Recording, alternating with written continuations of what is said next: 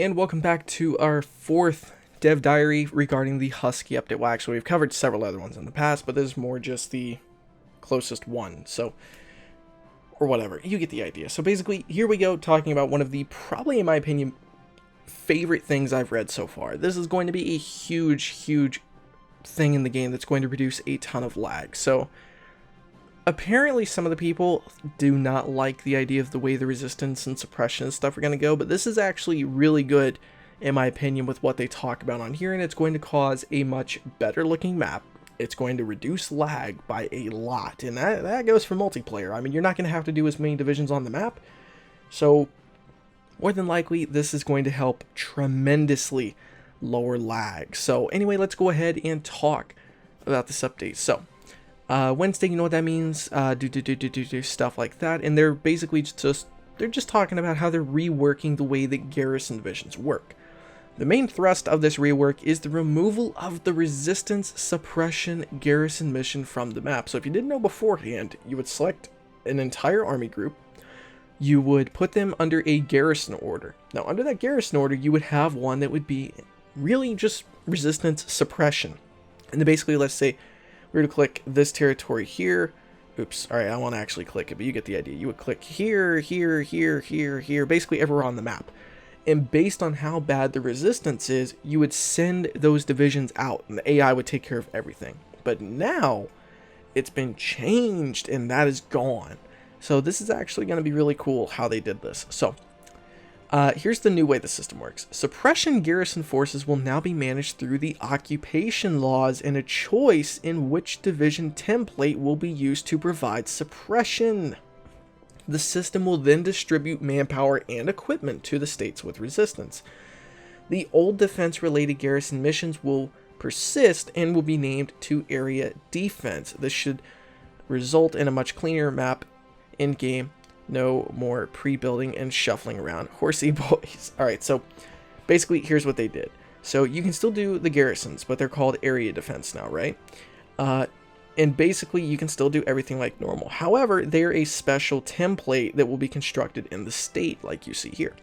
This feature is tied in heavily to the rework of resistance. As we mentioned previously, resistance will no longer be so easily controlled. Active resistance will be regularly attack defense forces and disrupt their local state. These attacks will result in a small but continuous loss of manpower and equipment.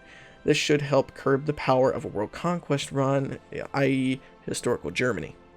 The higher resistance level, the higher suppression requirement. Suppression requirement is the main factor that controls how much garrison is needed. A secondary factor for the controls how much garrison is needed for the occupation law. Different occupation laws will have modifications to suppression needs per each % of resistance. And finally, the player will be able to choose what type of garrison template they're using. So basically, here's how this is going to work, right? Let's say we need these 3 garrison troops, right? And I don't know where on this list it would say what you would need, but basically you would open up a territory that has resistance. You would then, inside of this menu or a menu similar to it, click on templates that you would like to garrison the territories. And basically you would train them up and they would deploy automatically. However, as you can see up here, they're not going to be on the map. Instead, they're going to be in those territories hidden away from the map, stopping lag. And instead, they're going to be working as a regular division. Now, this button over here, I assume what this would do is release the division because it still takes the manpower, the equipment, everything away. After you would click this button, again, this is just me assuming, it would probably give you the division back.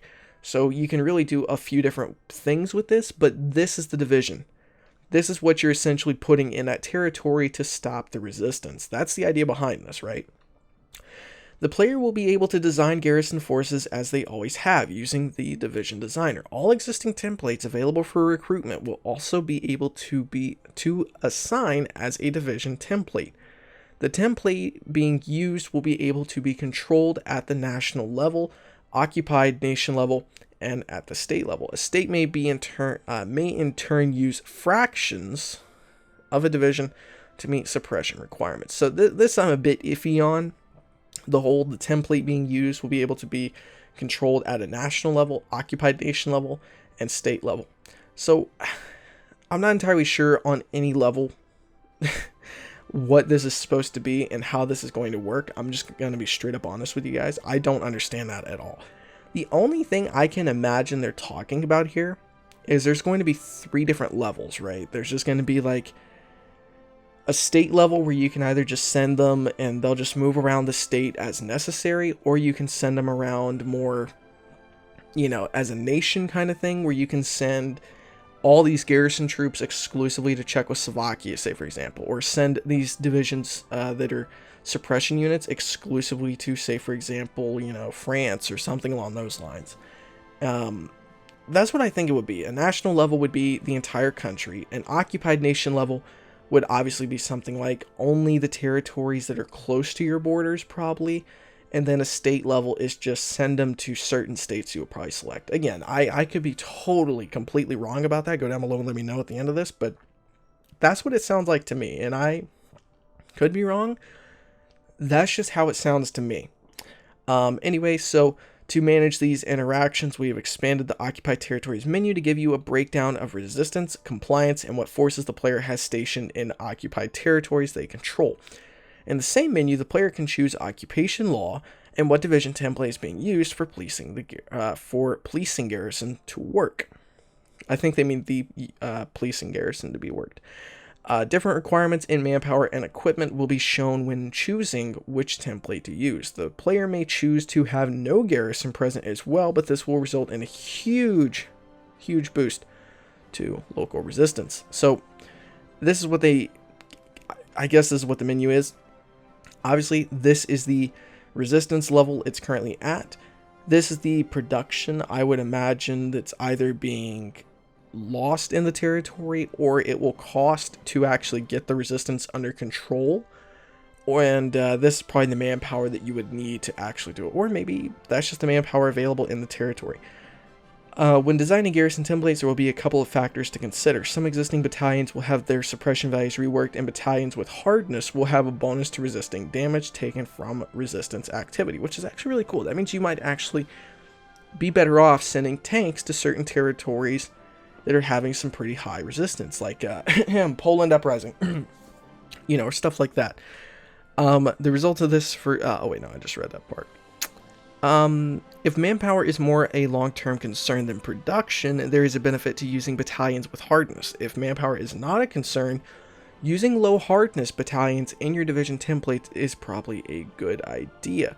This will also give some new life to light tanks that have been found themselves collecting dust in your stockpile. So this is actually really awesome, the way they've done this. So first off, it's going to cause less lag on the game. Second off, it's going to give you something to do with light tanks once you get to like the middle of the game, instead of just converting them over to SPAA and stuff like that, which really doesn't affect very well later game. Things like that. So this is actually a really good dev diary. So far, this is one of the best ones I've seen, mainly because, again, this is, especially for multiplayer communities, going to really reduce the lag. If that's the way it works and it's not going to show those divisions on the map, that's going to hugely lower the lag people experience compared to having like 50 or 100 extra divisions on the map throughout France and Africa and stuff like that. So hopefully you guys have very much enjoyed this dev diary as much as I have reading this one. So the next one is the Spain one, and that is probably going to be the biggest, most difficult one to cover. Definitely by far, that is going to, I guarantee you, be the most difficult one to cover, because there's just tons of information in there that I have not even attempted to get too far into yet. But I mean, it's going to take a while. So hopefully, again, you guys have enjoyed it. And if I read something wrong, don't forget to go down below and let me know what I mispronounced, what I said, you know, stuff like that. And hopefully it will give a better representation of the dev diary. So anyway, guys, again, thank you for watching. I will see you guys next time. Stay awesome.